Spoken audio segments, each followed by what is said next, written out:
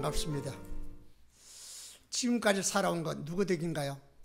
내 노력, 내 수고의 덕인가요? 하나님 은혜로 살아왔습니까? 하나님 은혜로 살아왔죠? 그렇다면 여러분 입술에서 항상 감사가 넘칩니까? 하나님 은혜로 살아왔다 하면서도 별로 감사 없이 살아가는 그런 삶의 모습을 많이 지켜보게 됩니다. 그래서 한 번쯤은 우리가 감사절을 앞두고 감사를 왜 해야 되겠는가를 한번 살펴봤으면 좋겠습니다.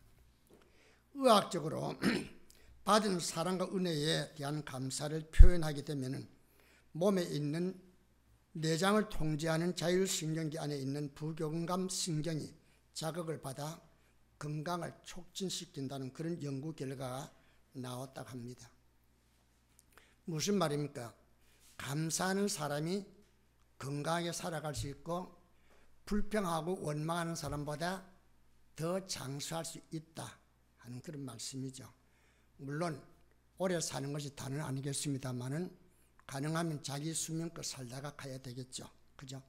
또 오래 살면서도 지질이 병들어서 고통당하면 그보다 힘든 일이 어디 있겠습니까? 건강하며 살아야 되겠죠. 이 건강한 비결, 오래 장수할 수 있는 비결이 항상 몇 살을 감사로 여기며 받아들이고 감사할 줄 아는 사람이 누릴 수 있는 특권이라 그런 말씀이 되겠습니다. 시편 100편 4절에 감사함으로 그의 문에 들어가며, 감사함으로 그의 문에 들어가라면 이것은 성전을 두고 하는 말입니다. 여러분 교회 들어올 때도 감사함으로 들어오는 거 하는 거하고 어쩔 수 없으니까 그냥 나오는 거하고는 분명히 예배 분위기도 다르고 예배 자세가 다르고 하나님께서 또 여러분의 예배를 받으실 때도 그 받아들이는 가치가 다르다는 것이죠. 그런 면에서 우리는 누구를 만날 때에, 누구와 대화를 나눌 때에, 특별히 우리 성도들이 예배할 때는 먼저 교회에 와서 뭘 구하기 전에 하나님 이 한 해를 돌아볼 때에 내가 이렇게 살아왔군요. 나는 내가 노력해서 살아왔다 생각하지만은 여호와가 집을 세우지 않으면 세운 자의 수고가 되고 여호와가 성을 지켜주지 않으신다면 파수꾼의 경성이 헛되다고 했는데 내 건강, 내 가정을 세울 수 있고 화목하게 할 수 있고 건강하게 한 것은 하나님 은혜였습니다. 할렐루야. 이렇게 감사를 먼저 하고 예배에 참여하게 되면은 그 감사하는 마음에서부터 믿음이 우러나오면서 하나님 앞에 더 뜨겁게 찬양할 수 있고 말씀을 또 뜨겁게 감동을 받을 수 있고 말씀에 순종할 수 있는 그런 에너지가 내 안에 공급되는 것이죠. 그래서 감사함으로 그의 문에 들어가며 찬송함으로 그의 궁전에 들어가서 그에게 감사하며 그의 이름을 송축할지어다. 여러분 신앙생활은요, 내가 열심히 믿어 구원받고 열심히 믿어 복받는다, 그걸 꼭 틀렸다고 말할 수 없지만 그것은 순서가 다른 겁니다. 신앙생활은 먼저 받은 은혜에 감사해서 자발적으로 우러나오는 예배예요. 그것이 하나님 보시기에 합당한 예배가 될 수 있는 것이죠. 그래서 시편 50편 23절에 감사로 제사를 드리는 자가 나를 영화롭게 하나니, 누가 한 말씀이죠? 하나님께서 하는 말씀입니다. 감사로 예배 드리는 자를 내가 기꺼이 받으시고 그 사람이 내 마음을 흐뭇하게 만들어 나를 즐겁게 한다, 그런 말씀이죠. 여러분 예배는 하나님 마음을 움직여야 됩니다. 하나님을 즐겁게 해야 됩니다. 하나님께서 감동받으셔야 됩니다. 그래야 하나님께서 하늘문을 여시고 복을 내려 쏟아부어 주시는 거죠. 믿습니까? 감사 없이는 안 됩니다.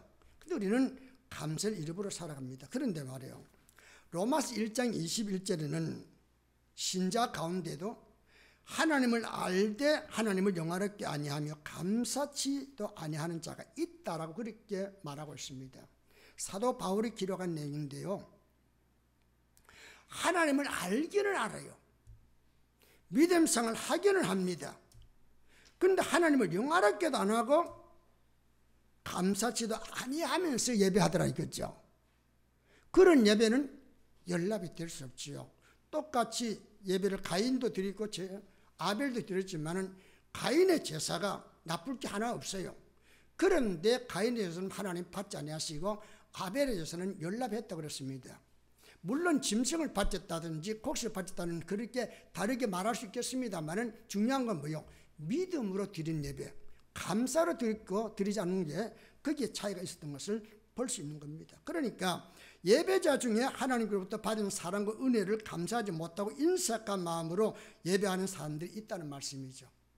예배 시간에 대해서도 아까워하는 사람, 교회 나오는 것도 자기에게 주어진 기회를 하나님께 마치 반납하는 것처럼 그렇게 아까워하는 사람, 투덜대면서 예배드리는 사람, 그 예배가 어떻게 하나님께 연락될 수 있겠냐 말이죠. 불평과 원망의 삶은 하나님과 사람으로부터 받은 사랑, 은혜를 잊은 사람이기 때문에 이렇게 불평하며 원망하며 살아가는 사람은 믿음으로 시작했다가도 그 영혼을 끝내 병들어 하나님을 떠나고 하나님께로부터 버림받는 자가 되고 마는 것이죠. 왜 그럴까요? 감사가 없는 믿음, 믿음에 감사가 빠지면은 그 예배가 뭐요? 신앙생활 생명력이 상실해 버린다는 것입니다. 그래서 믿노라 하면서도 행함이 없는 믿음은 곧 죽은 것이라 그렇게 말씀하지 않았어요? 자, 오늘 본문으로 돌아갑니다. 본문에 10명의 나병 환자가 예수님을 만나게 됩니다. 평소에 예수님에 관한 소문을 들었던 그들은 예수님이 지나가시다가 멀리 서서 예수 선생님, 우리를 불쌍히 여겨주소서, 그렇게 도움을 청합니다. 자격이 없잖아요. 달라는 자격 없는 죄인의 모습이니까 그냥 불쌍히 좀 여겨주세요. 그렇게 도움을 청했습니다. 구체적으로 내가 나병에 고침받겠다는 그런 기도도 할 수 없었어요. 그냥 불쌍히 여겨주소서.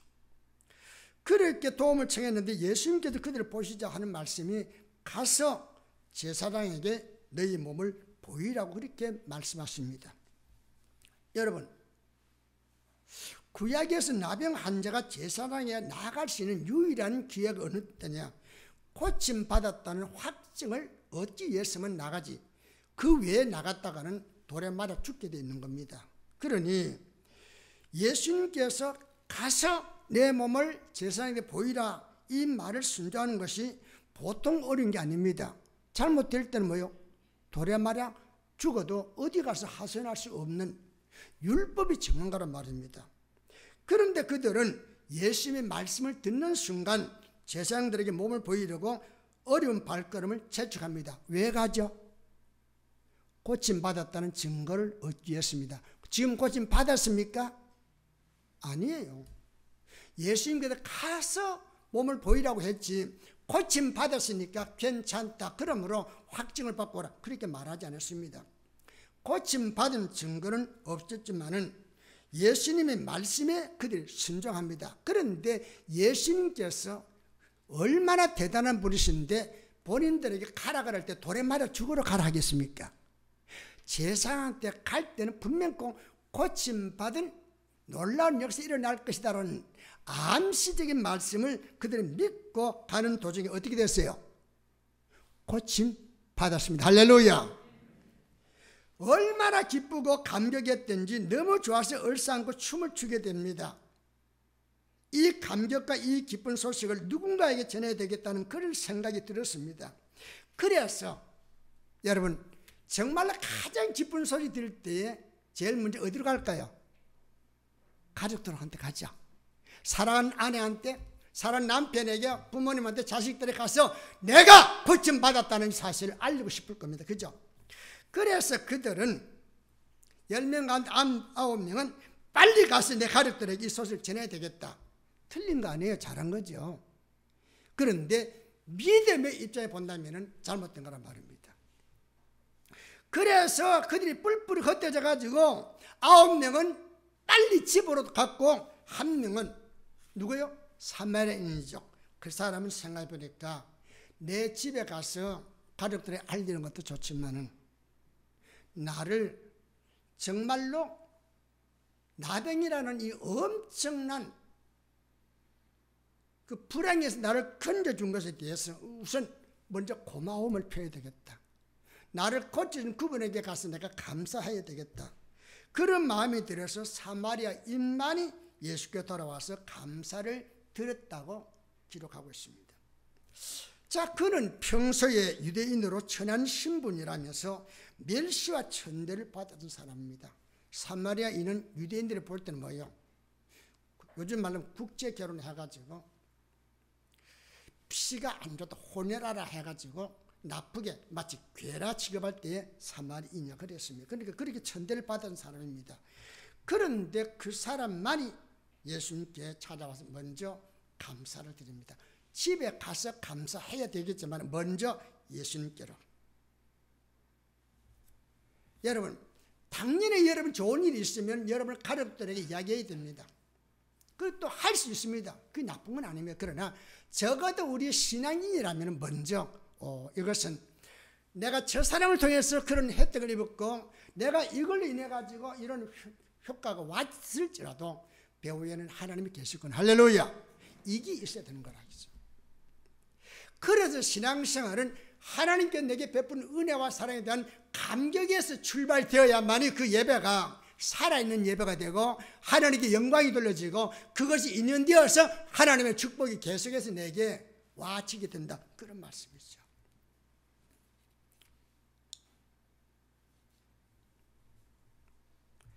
자, 16절 보니까 예수의 발 아래 엎드려 감사하니 그는 사마리아인이라. 여기 유독 사마리아인이라고 이렇게 말씀을 했습니다.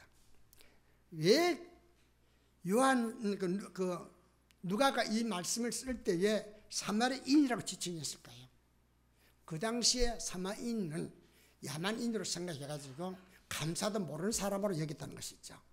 그런데 믿음직스러웠던 유대인들한테서는 감사가 없고 손가락질 받는 사마리아인이 감사하다는 것이죠.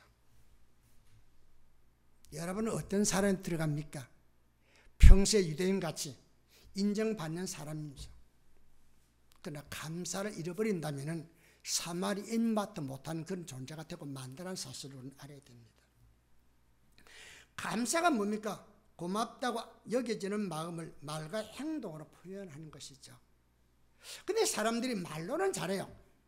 감사합니다. 잘하는 거죠. 그죠? 그런데 내가 감사를 더 구체적으로 하려면 어떻게 해야 되죠? 거기는 말도 잘해야 되겠지만 뭔가 행동이 따라야 되는 거죠. 그죠? 제가 여행을 갑니다. 여행 간다는 게 여러분이 만약에 목사님 잘 다녀오세요. 혹시 쉴 때 커피라도 한 잔 드세요 하고 많은 용돈을 줬다 합시다. 내가 갔다 왔습니다. 아, 집사님 나 참 여행 재밌게 했어요. 그렇게 고맙다고 인사하고 딱 끝나는 것하고 내가 커피 마시면서 집사님 주신 걸 생각 너무 고맙고 감사해서 조그마한 선물을 하나 사가지고 왔거든요. 요거 감사합니다 하고 드리는 거하고 받는 입장에 어떤 사람이 더 감사하게 여길까요? 한 번도 안 해보는 것 같네. 적고 많고 간에 일단 내가 감사하다는 것이 구체적으로 물질로 표현됐잖아요. 그죠? 여기 이 사람이 예수님께 감사를 표현할 때에 어떻게 했어요? 주님 감사합니다는 게 아니라 탁 꿇어 엎드렸다고 했죠. 정말로 나의 나된 것은 주님의 은혜입니다. 그러니까 여러분 것이 안 되니까 감사가 없죠. 그죠? 여러분이 그 순간이 지금 여기 등장하고 있는 이 사마리아인이 여러분이라 생각한다면 주여 감사합니다. 지금도 나올 수 있는데 아직도 그 사람은 뭐요? 먼 2000년 전에 그 사람 이야기지 여러분 지금 상관이 없는 거죠. 설교를 그렇게 들으니까 재미가 하나도 없는 거 아니에요. 여기 등장하는 이 사마리아는 바로 여러분이어야 합니다. 할렐루야. 주여 감사합니다. 나의 나된 것은 하나님 은혜라. 내가 나병은 안 걸렸지만 나는 태어나면서 난 죄인이었습니다. 나는 멸망받을 수밖에 없는 인생이었는데 나를 구원하기 위해서 하나님의 독생자 예수를 십자가에 못 박혀 죽게 만드시고 그의 피값으로 나를 구원해 주셔서 오늘 내가 성도가 되었습니다. 이 은혜가 고맙고 감사. 이 시간 주 앞에 나와 예배드립니다. 주여 사마리아인이 납니다. 나 이게 와야 될 텐데. 그래. 그러면서 우리 사마리아는 별개 나와는 별개 사람으로 생각하니까 하나도 예배 시간 재미가 없고 설교가 재미가 없는 거죠.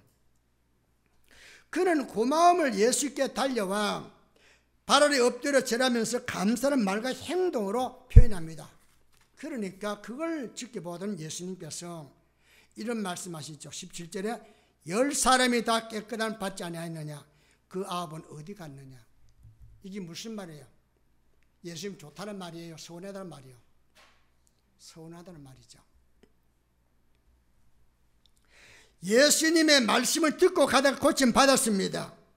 그래 누구 때문에 고침받은 거예요? 때때로 사람들은 내가 가다 고침받았죠. 글쎄 내가 갈 수 있으면 내가 수십 킬로를 가도 내가 가서는 고침받는 게 아니에요. 나를 고쳐준 주님이 계시기 때문에 내가 고침받는 거죠. 할렐루야. 내가 열심히 기도했으니 복을 받았습니다. 그 말도 맞는 말이지만은 기도하기 이전에 주님께 나에게 긍휼과 자비를 베풀어서 복을 주시니까 내가 기도할 마음도 생겼고 기도했고 응답받은 것이죠. 근데 우리는 내가 안 했으면 어떨 거냐고, 내가 안 갔으면 어떻게 고침받을 수 있겠으며, 그러니까 주님의 은혜긴 은혜지만은 내가 갔기 때문에 이건 내 덕이라 이러면서 하나님 받을 영광을 자기가 가로채는 그런 일이 얼마나 많이 있는지 모르죠. 자, 예수님의 말씀 듣고 가다 고침받으시니까 당연히 감사할 대상은 예수님이신데도 지금 9명은 누구한테 들어갔어요? 가족들한테 가서 뭘 이야기하겠어요? 감사하다는 말 했겠죠? 기쁘다는 말 했겠죠? 사람들은 이렇게 엉뚱한 곳에 감사를 할 때가 너무 많이 있다는 겁니다. 여러분도 나도 마찬가지예요. 신앙생활 하면 여러분과 내 자신을 한 번쯤은 제3자 입장에서 되어놓고 멀리서 한번 지켜보세요. 과연 나는 제대로 감사하고 있는가? 엉뚱한 데 지금 감사하고 있잖아요. 많은 사람들이 위기를 만날 때는 너나 할 것 없이 하나님을 찾고 부르짖다가도 어려움을 모면하면 언제 그랬더냐라면서 하나님을 외면하거나 부정해 버리잖아요. 자동차 운전을 시작할 때면 꼭 저희들은 기도하고 출발합니다. 안전을 기도하죠. 그죠? 그런데 하루 종일 무사히 모든 여행을 끝나고 돌아올 때는 뭐요? 받은 은혜와 감사를 기도로 마무리 짓습니까? 안 짓잖아요. 내가 하기 싫어서가 아니라 은혜와 감사를 잊고 사는 것이 익숙하다 보니까 표현도 안 되고 행동이 안 되는 것이죠. 그런데 내가 그것을 표현하고 내가 행동으로 보이는 그런 삶이 되어지면요, 주변의 모든 것이 뭐예요? 다 감사로 보여집니다. 할렐루야. 그렇게 살아가야 됩니다. 그런데 신앙생활 하면서 왜 그렇게 짜증이 많고 왜 그렇게 불평이 많으냐 말입니다. 왜 그렇게 원망이 많으냐 말입니다. 여기까지 온 것도 하나님 은혜 아닙니까? 감사하지 않습니까? 10명은 똑같이 예수님께 긍휼을 구했습니다. 똑같은 믿음으로 예수님께 나아갔습니다. 똑같이 고침을 받았습니다. 그런데 한 사람만 죽게로 돌아왔습니다. 나병 환자들은 그들의 수고와 노력이 아니라 순전히 주님의 긍휼과 은혜를 입어 고침을 받았습니다. 그렇기 때문에 주님께서 말씀하기를 이 이방인 외에는 하나님께 영광을 돌리러 돌아온 자가 없느냐고 실문하고 있는 겁니다. 사마리아인은 몰라도 적어도 유대인들만은 감사해야 당연하지 않느냐 이 말입니다. 안 믿는 사람은 모르지만은 불신자들은 제껴놓고 믿는 여러분을 감사할 줄 알아야 될 거 아니에요 이 말입니다. 그런데 왜 감사하지 못해요? 감사가 익숙하지 않아서 그렇습니다. 이걸 우리가 고치자는 거죠. 고치자는 거예요. 바뀝시다. 그러면 훨씬 더 내 남편의 좋지 못한 것에 대해 불평만 하는 사람하고 많은 단점이 있지만 장점이 다 고맙고 감사하다는 사람하고 살아가는 삶의 모습이 어떨까요? 적든 많든 그래도 감사하면서 여보 고마워. 아내는 여보 고마워. 이렇게 감사할 수 있는 사람은 훨씬 더 풍성한 삶을 살아가게 될 겁니다. 그죠?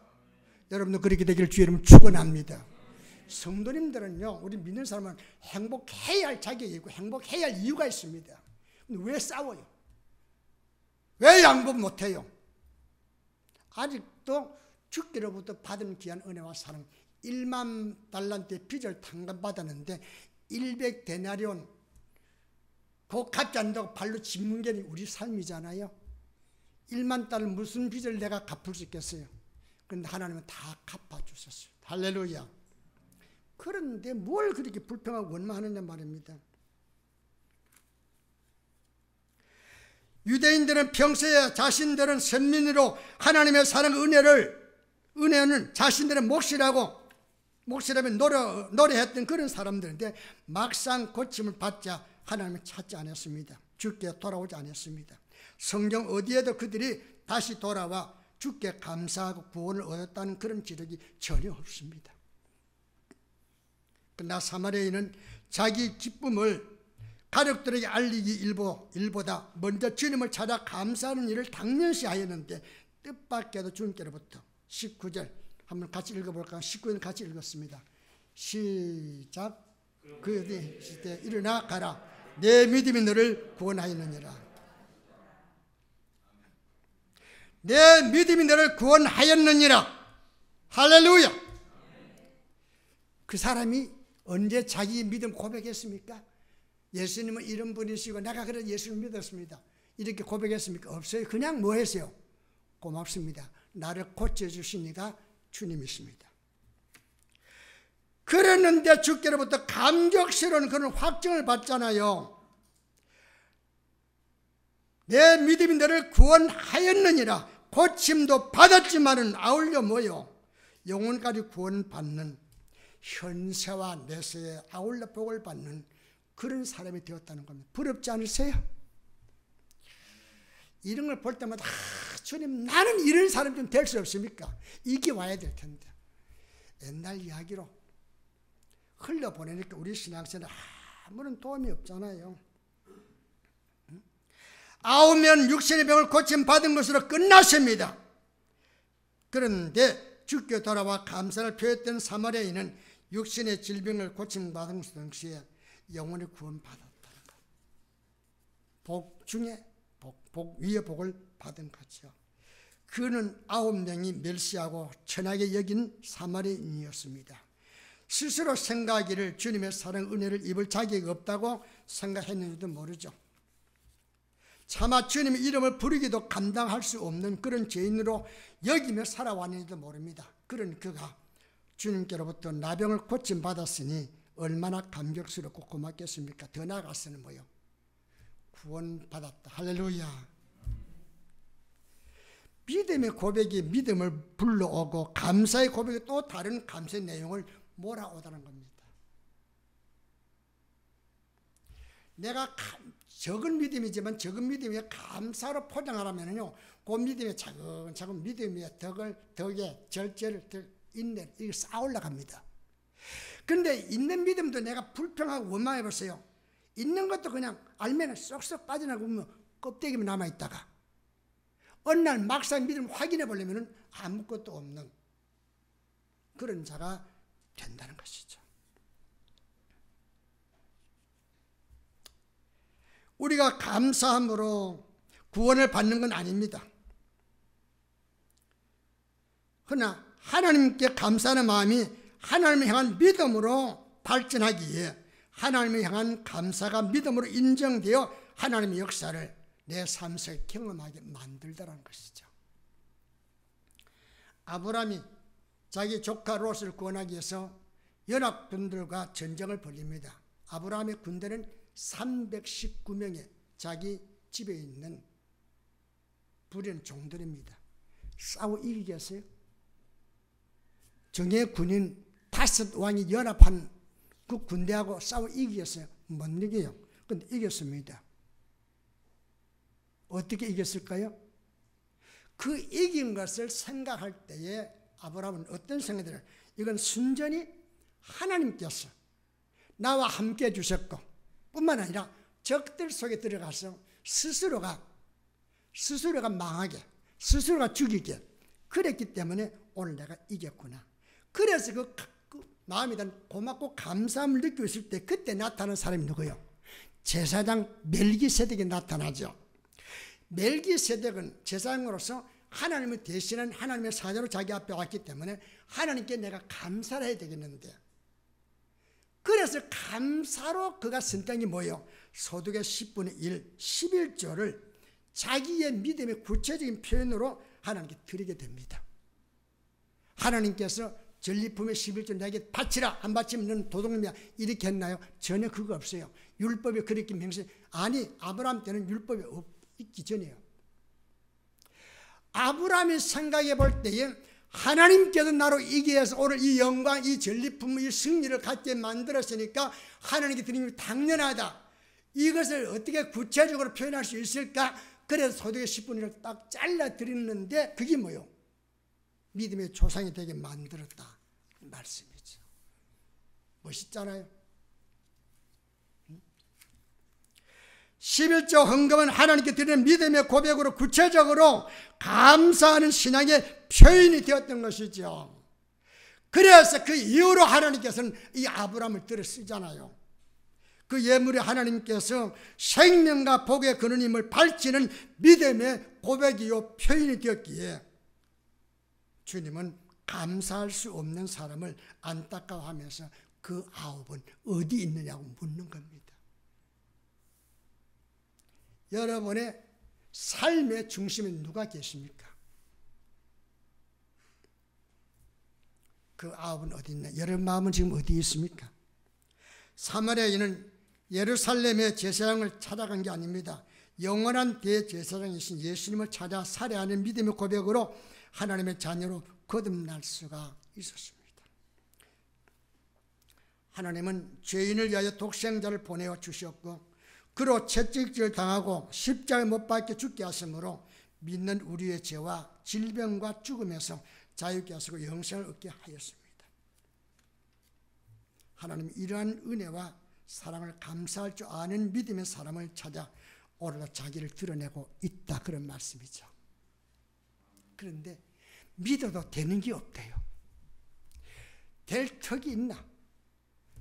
하나님을 경외하지 않는데, 하나님 믿지 않는데, 하나님 찾지 않는데, 하나님께 감사하지 않는데, 여러분도 여러분 자녀들 보세요. 자녀들 여러분 키운다면 그 자녀 가운데 싹싹하게 아빠 엄마 고마워 이렇게 하는 애하고 주어도 이것은 자는 말도 안 하고 고마워하지 않는 거하고 어느 게 더 사랑스러워요? 헛말 같지만은 아빠 엄마 고마워 이렇게 표현하는 자녀에게 훨씬 더 사랑이 가는 것처럼 하나님은 그렇게 우리에게 역사하신단 말이에요. 사랑하는 성도 여러분, 이 말씀하고 조금은 옆으로 갑니다만은 11조 생활하세요. 11조는 헌금을 많이 하라는 게 아니라 여러분의 수입에서 10분의 1은 그걸 하면 복받고 하지 않으면 죄받는다. 그건 아니에요. 그러나 적어도 내 신앙, 내가 하나님을 사랑합니다. 하나님 말씀 믿습니다. 하나님 그 언약대로 내게 이루어지게 하소서. 그러기 위해서는 적어도 내가 하나님을 신뢰하고 있다는 사실을 증명해 보여야 될 거 아니에요. 그게 뭐 구체적으로 그게 11조고 주일 성수입니다. 아예 직분 맡으려고 하지 마세요. 주일 성수 못하는 사람, 11조 생활 못하는 사람은 기본적인 신앙 자세가 안 되는 사람은 뭘 하겠냐 말입니다. 그런데 우리는 높아지려고 하지 않습니까? 사랑하는 성도 여러분, 시편 103편 2절에 내 영혼아 여호와를 송축하며 그의 모든 은택을 잊지 말지어다 그랬습니다. 하나님의 은택, 내게 주신 은혜와 혜택이 무엇인지 그걸 잊지 말라는 것이죠. 받은 은택이 얼마입니까? 믿음이 감사를 표하게 하고 감사가 믿음을 구체화시킵니다. 그러함에도 많은 사람들이 주님의 은혜와 복에 대하여 감사가 없으므로 더 큰 믿음으로 나아가지 못해 예비하신 은혜와 복을 자산으로 누리지 못하는 그런 삶을 살고 있습니다. 이게 너무 안타까워요. 꼭 부자 되어야 된다는 말이 아닙니다. 가난할 수 있습니다. 병들 수 있습니다. 그런데 제가 많이 아파 보니까 건강하냐 병들었냐 건강해야죠. 그러나 내가 설상 병들었을지라도 내 안에 주님이 계시고 주의 은혜와 사랑이 있느냐 그때는 내 안이 행복하고 천국이요. 그러나 주님 없이는 아무리 내가 좋은 차를 타고 좋은 집에 있어도 내 마음이 즐거울 수가 없어요. 다른 사람은 모르겠습니다.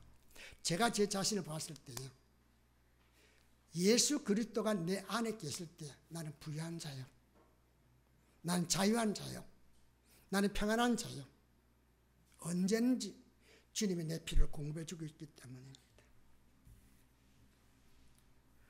하나님 우리에게 귀한 언약을 주시잖아요.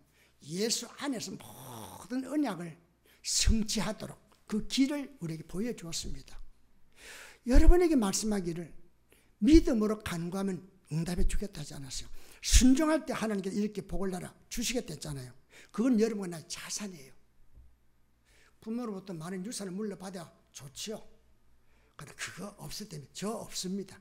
그야말로 보따리 하나 가지고 출발했는데, 아브라함처럼 출발했는데 오늘 여기까지 왔습니다. 저는 제 자신의 삶에 대해서 후회분 일 없습니다. 비록 아주 연약한 목회자로서 마지막 인생을 보냅니다마는 하나님 여기까지 지켜줬다는 사실 생각할 때마다 고맙고 감사함으로 눈물 지으면서 살아갑니다. 저같이 되라는 말을 안 합니다. 저같이 될 수도 없겠고 사람마다 각자 살아가는 삶의 방식이 다르지만은 적어도 성경에 기록되어 있는 모든 축복은 여러분과 내가 누릴 수 있는, 향유할 수 있는 언약이고 약속의 보배입니다. 그런데 이것을 그림의 떡으로만 있다는 사실 자체가 너무 안타깝습니다. 그래서 감사하자는 것이죠. 따라할까요? 감사로 믿음을 표현하여 하나님을 즐겁게 하자. 여러분 그냥 감사하세요. 정말로 여러분의 삶이 힘들고 어렵다면 흥금할 필요가 없어요. 흥금 안 해도 돼요. 그러나 적어도 마음만은 늘 고맙고 감사함을 가지고 살아가세요. 하나님 베푸신 은혜와 복을 헤아려 감사로 표현하는 그런 성도가 꼭 되시기 바랍니다. 되기를 바랍니다. 한번 따라할까요? 회복해야 할 나의 믿음과 나의 감사 생활. 여러분의 뼛속 깊이 잘 새겨져서 여러분의 삶을 항상 윤택하게 만드는 감사하는 생활, 믿음의 삶이 되길 주의 이름으로 축원합니다. 기도합니다. 하나님, 10명이 똑같이 나병에서 고침받았는데 9명은 너무 좋은 나머지 가족들에게 찾아가서 감사를 하고 기쁨을 나누게 하자 먼저 갔지만은 한 사람 사마리아에 있는 이 모든 영광, 이 모든 고침받은 기쁨과 감사의 조건이 주께로부터 왔으니 주께 내가 감사하리라. 주님께 감사하다가 육신적인 고침도 받았지만은 영혼까지 구원받는 현세와 내세에 아울러 복을 받는 그런 자리에 되었습니다. 하나님 우리 초대교회 모든 성도들 가정, 심령 이렇게 현세도 복을 받고 내세도 복을 받는 감사가 충만한 그런 믿음 생활 꼭 될 수 있도록 은혜 베풀어 주옵소서. 예수님 이름으로 기도합니다.